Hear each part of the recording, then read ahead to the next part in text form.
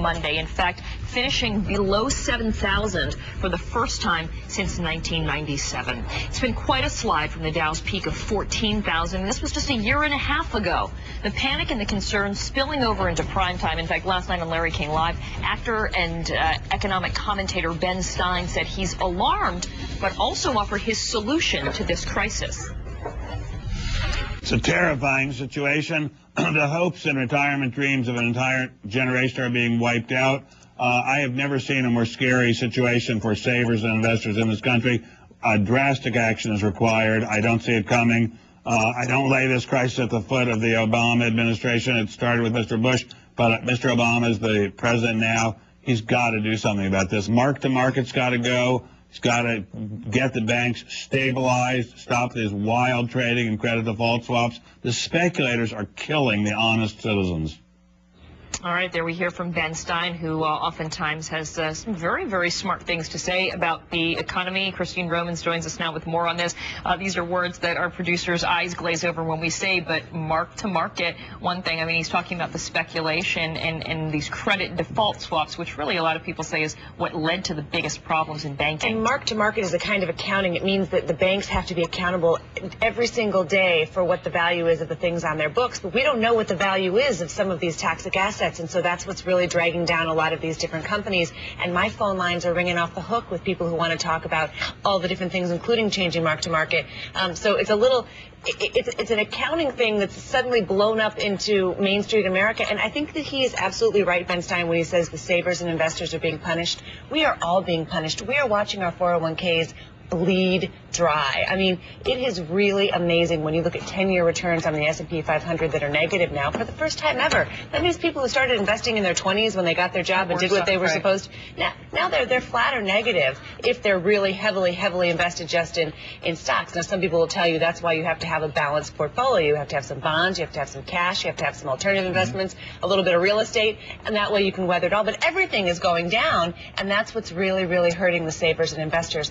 And it's especially people who didn't use credit to try to grow their wealth, who used the old-fashioned saving and investing.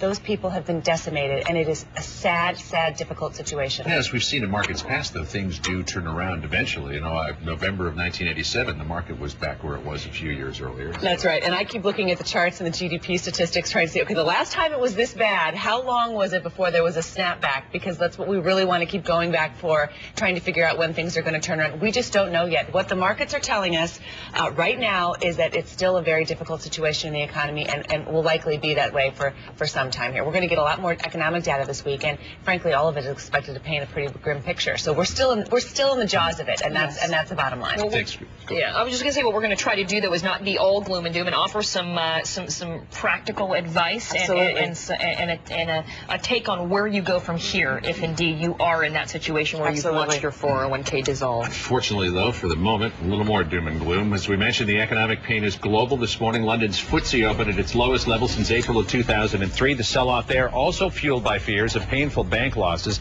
And this morning, we're tapping into the global resources of CNN. Charles Hodson is the anchor of World Business Today on CNN International.